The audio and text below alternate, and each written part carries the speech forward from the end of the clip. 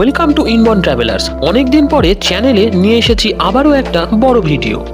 এই সিরিজের মোট 4টি পার্ট আছে, যেখানে আপনাদের সাথে শেয়ার করব ডুয়ার্সের অসাধারণ সব প্রাকৃতিক সৌন্দর্য, সাথে থাকবে পাহাড়িয়া গ্রাম লাভার গল্প এবং জলদাপাড়া ফরেস্টের জঙ্গল সাফারি ও তার ডিটেলস। তবে সবার আগে এই ভিডিওতে আপনাদের সাথে শেয়ার করব একটি ট্রেন জার্নি। এই ট্রেন জার্নির মধ্যে দিয়ে যেই এক্সপিরিয়েন্সটা হয়েছিল সেটা এক কথায় ফাটাফাটি। তাই ভিডিওটি শেষ পর্যন্ত দেখতে থাকুন, আর চ্যানেলে নতুন হলে প্লিজ সাবস্ক্রাইবটা কিন্তু করে দেবেন। তাহলে চলুন শুরু করা যাক পাহাড়, জঙ্গল, নদীর দেশে এক ট্রেন জার্নির অভিজ্ঞতা। সকাল সকাল গরম চায়ে চুমুক দিয়ে শুরু করেছিলাম দিনটা। গত 14ই অক্টোবর সন্ধে 8:30টার সময় শিয়ালদা থেকে ছেড়েছিল আমাদের train 13149 Sealdah new Alipurduar Kanchankanya express. উত্তরবঙ্গের বাকি ট্রেনগুলোর মতো এই ট্রেনটিও আলুয়াবাড়ি হয়ে যায়, তবে এই ট্রেনটি আলুয়াবাড়ি থেকে নকশালবাড়ি হয়ে বাগডোগরা হয়ে শিলিগুড়ি জংশন থেকে ডুয়ার্সের দিকে ঢুকে যায়। আর শিলিগুড়ি পার করার পরে এই ট্রেন জার্নির অ্যাকচুয়াল মজাটা শুরু হয়। বেশ কিছু নদী, পাহাড়, টানেল আর অসাধারণ সব ল্যান্ডস্কেপ এবং ফরেস্টের সৌন্দর্য উপভোগ করতে করতে কখন যে সময় কেটে যাবে সেটা বুঝতেই পারবেন না।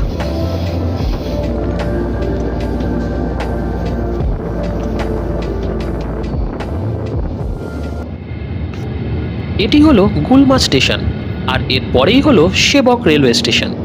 এই দুই স্টেশনেই আমাদের ট্রেনের কোনো স্টপেজ নেই, তবে এই সম্পূর্ণ রুটটা সিঙ্গেল লাইন এবং এই রুটে বেশ কয়েকটা সিঙ্গেল ব্রিজও আছে, যার জন্য বেশিরভাগ জায়গাতেই এই ট্রেনটি দাঁড়িয়ে পড়ে সিগন্যাল না পাওয়ার কারণে।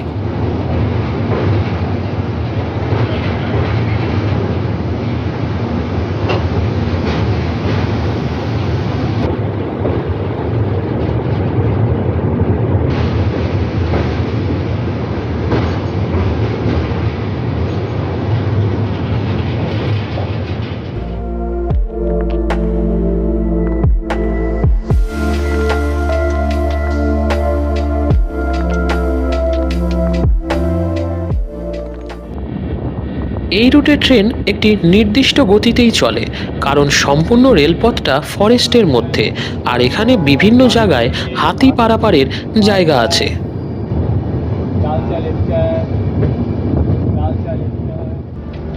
এই রেলওয়ে স্টেশনটি হচ্ছে সেবক রেলওয়ে স্টেশন, যা মহানন্দা ওয়াইল্ড লাইফ স্যাঞ্চুরির অন্তর্গত, যার একদিক দিয়ে বয়ে গেছে তিস্তা নদী এবং অন্য দিক দিয়ে বয়ে গেছে মহানন্দা নদী।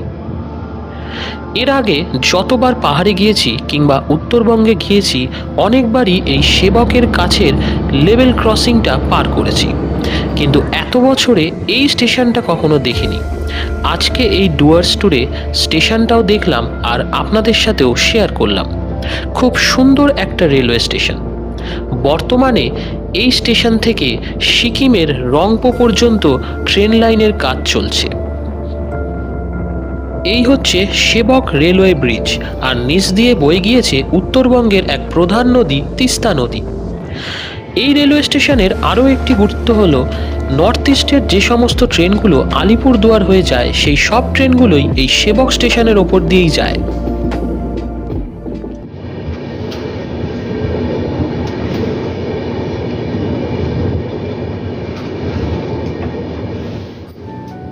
বেঙ্গল ডুয়ার্স রেলওয়ে 1891 সালে গঠিত হয়।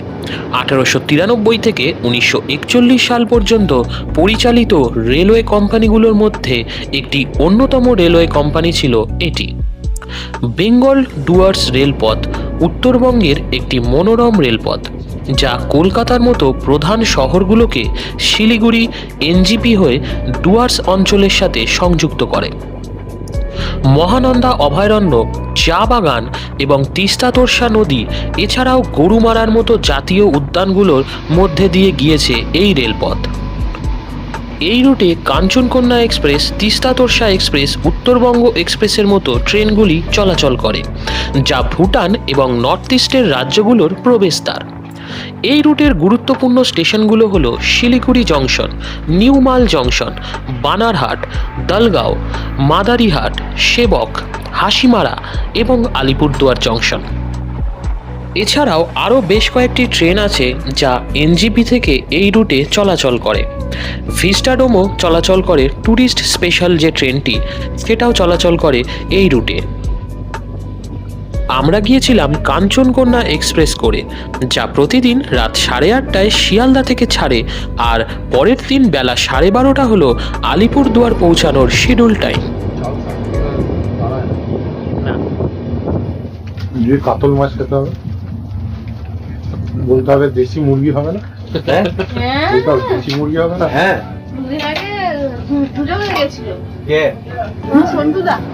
শিয়ালদা থেকে আলিপুরদুয়ার মোট 753 কিলোমিটার।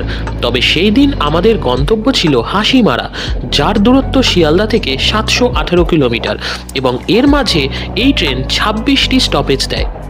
আপনারা ডুয়ার্স প্ল্যান করলে হাসিমারা বা মাদারিহাটে নামতে পারেন, যার কাছাকাছি জলদাপাড়া অভয়ারণ্য পেয়ে যাবেন।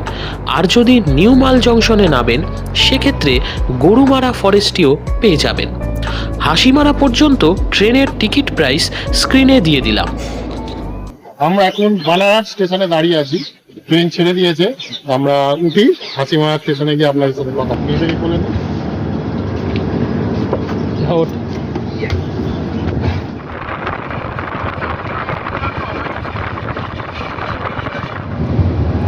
1 ঘন্টা লেটে চলছে আমাদের ট্রেন, আর এখন পার করছে মাদারিহাট স্টেশন। এরপরেই হলো হাসিমারা।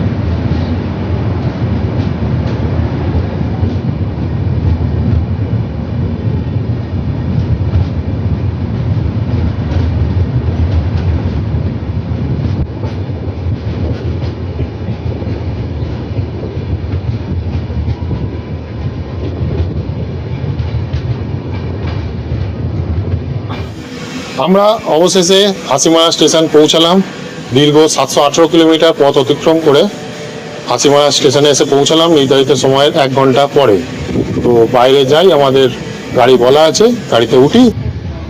এরপর আমরা রিসর্টে গিয়ে ফ্রেশ হয়ে খাওয়া দাওয়া সেরে গিয়েছিলাম জলদাপাড়া অভয়ারণ্যতে জঙ্গল সাফারি করতে।